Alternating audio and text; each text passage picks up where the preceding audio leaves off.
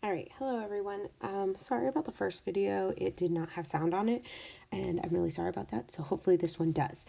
So we're going to be starting the unit on probability. This is our last one before the end of the school year. So I wanted to go over some definitions with you and then we'll get started. Probability is a little bit easier than transformations for sure, as well as geometric shapes in the unit that we've been working on. So when we talk about an experiment, it's just something that we're performing to figure out what outcomes we can have or what can actually happen. So like tossing a coin, rolling a dice, spinning a spinner. The results of probability are known as the outcomes. So, tossing a coin and it lands on tails. The outcomes possible for tossing a coin are tails and heads. And then what it actually lands on would be the outcome. So, the sample space is all the possibilities for that probability to happen. For instance, like I just said, with the probability of tossing a coin, it can land on heads or tails. So, there's only two sample spaces on that. So when we look at this, a state that begins with the letter O is chosen. So there are only 3 outcomes that are possible. The entire sample space is like 50 choices because there's 50 states, but only 3 of them are actually starting with O. Then for days of the week, there are 7 days of the week, so there are 7 outcomes that are possible. And then down here, I went ahead and filled this in for you. A measure of the likelihood of a specific event occurred noted as P of E. So P and then whatever's in the parentheses is what we're talking about. So like probability of landing on tails if we flip a coin. Probability of landing on a 2 if we roll a die. And so what will be in the parentheses is what you want to happen for the probability. The P stands for probability. We always express it as a ratio of possible outcomes to the total number of outcomes. This ratio can be written as a fraction, percent, or a decimal. For all of our purposes for this entire unit, no matter what the directions say, only do it as a fraction. Please don't do it percent or decimal. I tried to delete all the directions that said decimal and percent. The sum of all probabilities in a sample space is always equal to 1. So you need to make sure that your fraction is never greater than 1. So it can't be an improper fraction. The other thing is that it can never be less than 0. So 0 is as much as it can go. All right. So I'm going to go ahead and start here with our first probability. So we have this spinner and it says the probability of getting a 9. So our spinner has 16 total choices. And there's only one number 9. So our answer is 1/16. When it says at least 12, that means including 12. So we have 12, 13, 14, 15, 16.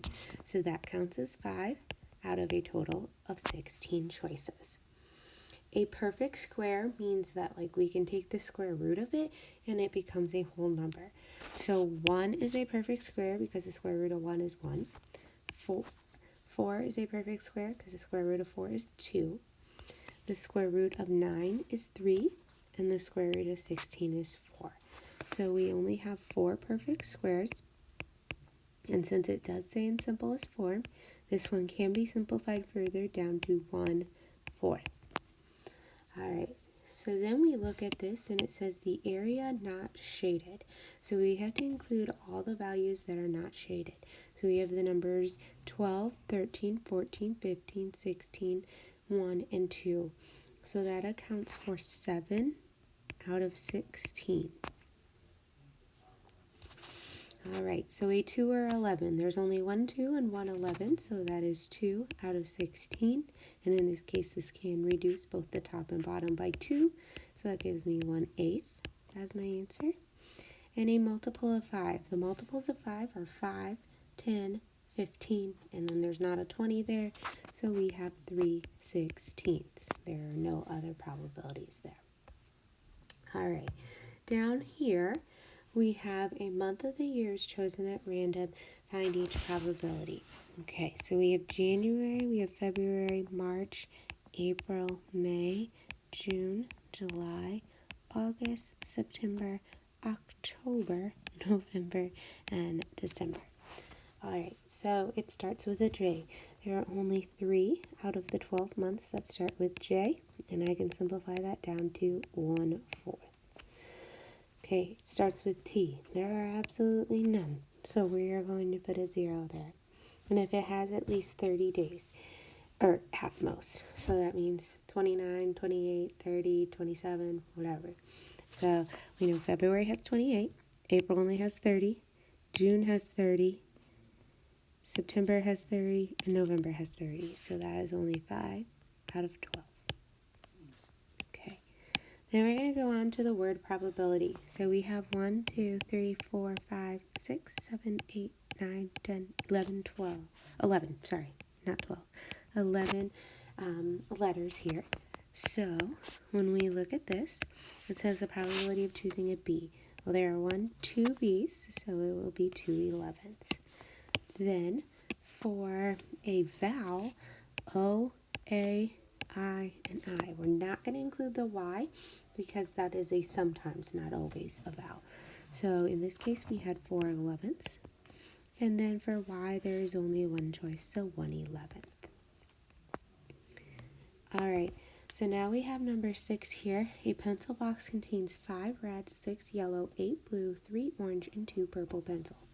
So I have to add all those up. So I have 5, I have 6, I have 8, 3, and 2. So when I add those all up, I get 11, 19, 20, 21, 22, 23, 24. So I have 24 choices for all of my total outcomes. Alrighty, so if I want to choose a yellow, there are 6 of them, and 6 goes into both 6 and 24, so we have 1/4. A blue and purple, there are 8 blue and 2 purples, so that is 10. Divide by 2, and I get 5/12. Not orange, so that means all the other colors except for orange. So I have a total of 24, 3 are orange, so I subtract that and I get 21. I can divide this by 3 to simplify it down to 7/8. All right. I'm not going to do this example here for number 7, and the reason for that is because a lot of you don't understand cards, and I crossed that out on the homework anyway. But just so you know, there are 52 cards in a deck. There's 4 of every card. There's 4 suits, which means there's 13 of each suit. So if you want to do it, you're welcome to. I'm not going to do it today. Okay, so now a complement of an event means that that is not going to happen. So when we say something's not going to happen, we say that 50%, there's a 80% chance that it's raining, or it's going to rain today. So then that means that it's a 20% chance that it won't rain. We're always subtracting from the whole value to get this. So the sum of all probabilities in a sample space is a total of 1. So we have to subtract what is happening minus the total. So it says if the probability that it will rain tomorrow is 3/8, what's the probability it won't rain? Well, we know that the probability of anything happening is 8 out of 8, or a total of 1. 8 divided by 8 is 1. So we have to subtract 3/8 chance of it does rain, gives us 5/8 that it won't rain. Okay. For number 9, it says if the probability that someone will win a carnival game is 1/24, what is the probability they won't win? 23/24, which is probably pretty true. Rarely do people actually win those things. A number that from 1 through 20 is chosen at random. What is the probability that it is not prime? Okay, so not prime.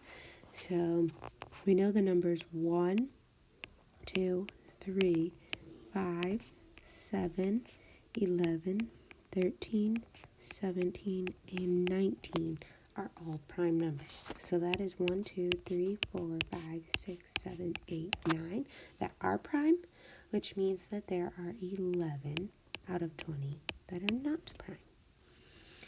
And lastly, if a state is chosen at random, what is the probability that it does not begin with the letter M?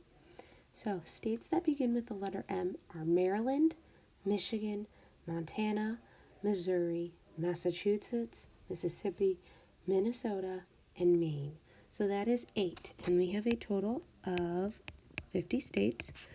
So 42 out of 50 states would not start with the letter N. And we can divide by 2 to give us 21/25. And that's it for the notes. Hope you have a good one, and I'll